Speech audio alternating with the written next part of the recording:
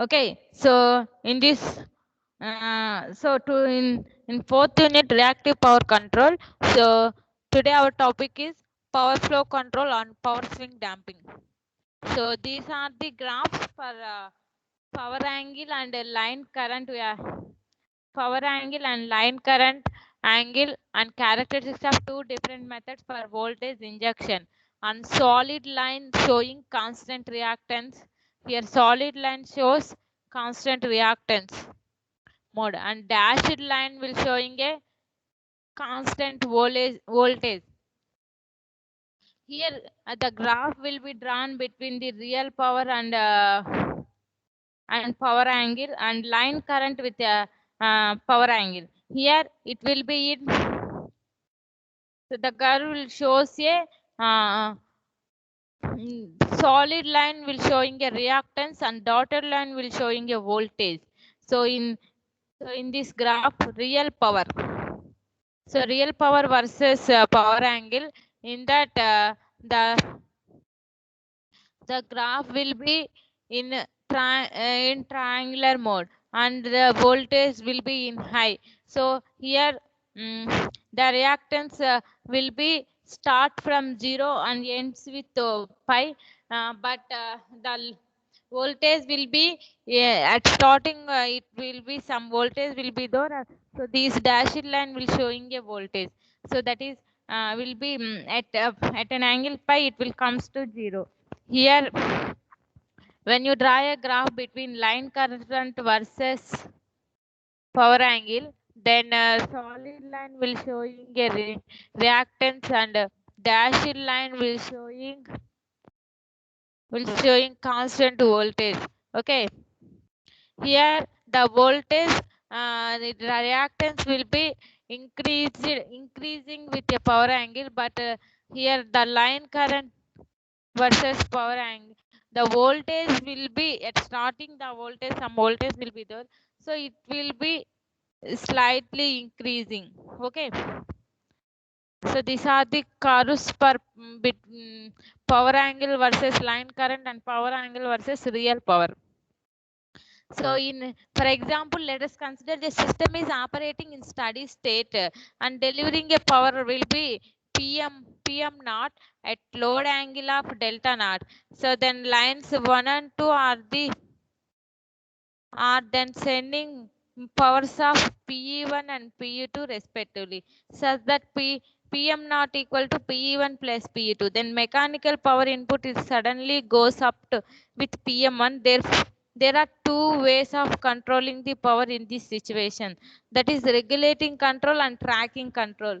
Okay, so when you go to regulating control, so here mm, channeling the increase in power through a line 1. In this case, a series compensator maintains a power flow over a line 2 at P2. So the load angle in this case goes up to sympathy with the increase in PE1. Okay, so the mechanical power input will be suddenly goes on increasing. Then this will be controlled in this situation. It will control in two ways. That is regulating control and tracking control.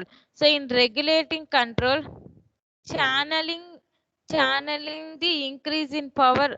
Here the increase in power through a one line. In this case, the series compensator will maintain a power flow over a line 2 at P2. Okay, the load angle in this case goes up to will be sympathy with the increase in PE1. And here when you go to tracking control, challenging the increase in power through a line 2, challenging the increase in power increase in power through a line 2. In this case, the series compensator helps to maintain the power flow over a line 1 at PE1 while holding the load angle, while while it holds the load angle to a delta naught. Okay, this is a tracking control. Then let us illustrate these two aspects with the help of numerical example. So these will be explained with the help of numerical example. Then you can take one example. So Let us considering a system in this figure where the system parameters are given. System frequency will be 50 Hz and voltage Vs equal to Vr equal to 1.0 per unit. Then reactance equal to 0.5 per unit. And the delta naught will be 30 degrees. So it is assumed that this series compensator will operate in constant reactance mode with compensation level of 30%. We then have PE1 equal to 1.0 per unit and PE2 equal to 1.43 per unit and PM equal to 2.43 per unit. Then the objective of control scheme here to maintain the power through line to a pre-specified value will be P reference. To accomplish this, proportional plus integral control will be placed in the feedback loop of PE2. Then in addition, to improve the damping term that is proportional to the derivation of mission speed is to introduce in the feedback loop. Then the control law will be given by CL equal to Kp into P reference minus PE2 plus Ki into P reference minus PE2 into dt plus Cp into d differentiation of change in power angle by dt.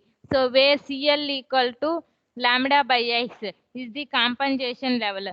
For the simulation studies performed, the following control parameters will be chosen. So Kp equal to 0.1, Ki equal to 1.0 and Cp equal to 75. Then here we can regulating control. So with the system operating in the nominal steady state, the mechanical power input will be suddenly raised will be 10%. So it is expected that the series compensator will hold the power through a line 2. So line 2 will be constant at line 2 at PE2. So that entire power will be increasing. It is a channel through a line 1. When we then expect the power PE1 will increasing to 1.243 per unit and the load angle to go up to 0.67 radius. So the compensation level will be then changes to 13%. So in this regulating control, so with the system operating in nominal steady state. So the system will be operated in nominal steady state. Then the mechanical power input the mechanical power input will be suddenly raised up 10%. So it is expected that the series compensator will hold the power through a line 2 at a constant of at line 2 at P2 such that entire power will increase into channel through a line 1. So we can expect that power PE1 will increase to 1.243 per unit. Then load angle goes up to 0.67 radians. So these compensation level will then change into 13%. So the time response here, the time response for various quantities for this test will be given in figures. So the power through a two lines is plotted. So in this figure we have noted now the power through a two lines is plotted. It can be seen that when the power through a line 2 comes back to with the nominal value following the transient. So the power through of other line will be raised to a expected level. Similarly, the load angle and compensation level reach their expected values will be shown in figure. So here B and C will be respect. So in this we can see these figures. Here B and C will respectively. Then it describes the last two cycles of phase of line current and injected voltage. So it is clear in seen that these two quantities are in quadrature with a current leading the injected voltage. Okay. So In figure 4.18, system response with regulating power flow control, tracking control. So these are the figures with regulating power control and tracking control. Here we have to see this figure at starting power and angle and compensation will be there. Okay, here the power PE1 and PE2. So how it curve it will be shown. Then angle, so it will be goes on increasing. Then here compensation level, when you can use a compensation level, then it will be decreasing, and without any control the system response will be in sinusoidal mode. This is a system response with regulation, power flow control and tracking control. So in this graph we can shows that regulating power control and tracking control. Okay, so with the system operating in the nominal steady state, the mechanical power input is suddenly raised of 25%. Here the mechanical power input will be suddenly raised of 25%. So it is expected that series compensator will make the entire power to increasing to flow through a line 2 such that both PE1 and load angles are maintained constant at their nominal values. So the power PE2 through a line 2 will then increasing about 2.0%. So and then compensation level will changes to 51%. Okay, here the system will be operated with nominal steady state and the mechanical power input will be suddenly raised of 25%. So it is expected that series compensator will make the entire power will be increasing to flow in line 2 such that both PE1 and load angle are maintained constant at this nominal values. Here the power PE2 through a line 2 will then increasing about 2.04% per unit, and then compensation level also will changes to 51 percentage. Okay, here the power in line 2 will be increased. Load angle will be maintained constant at this nominal value. So the PE1 and PE2 will be increased. Then the compensation level also will changes to 51 percentages. Okay, so the time response for various quantities for this test will be given in figure. So it can be seen that while the power through a line 1 come back to nominal value following the transient, the power through a other line will be raised level of expected. Okay, so similarly the load angle comes back to its nominal value and the compensation level will be raised of 51%.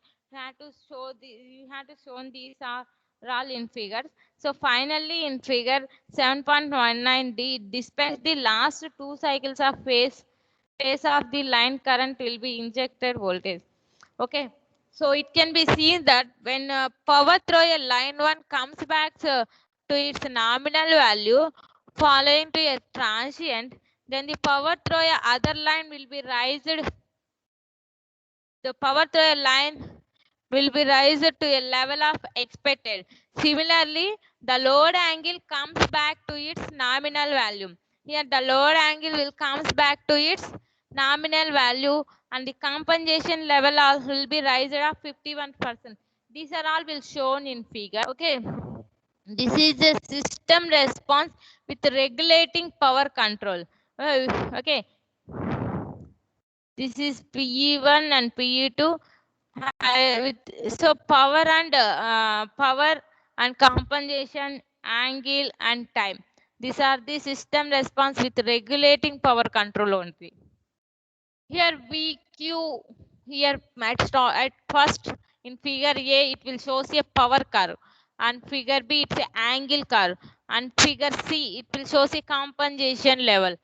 Okay, and figure D it will show a time response, voltage and current. So these are the system response with regulating power control. Okay, so thank you. So today we will discuss the power flow damping. So power flow damping, power flow and damping swing control. So in reactive power control, we will so fourth unit reactive power control. We will discuss series compensation, so load compensation and different types of shunt compensations. Okay, and uncompensated transmission lines and PI control techniques. These are all we will discuss. Okay, so thank you to everyone.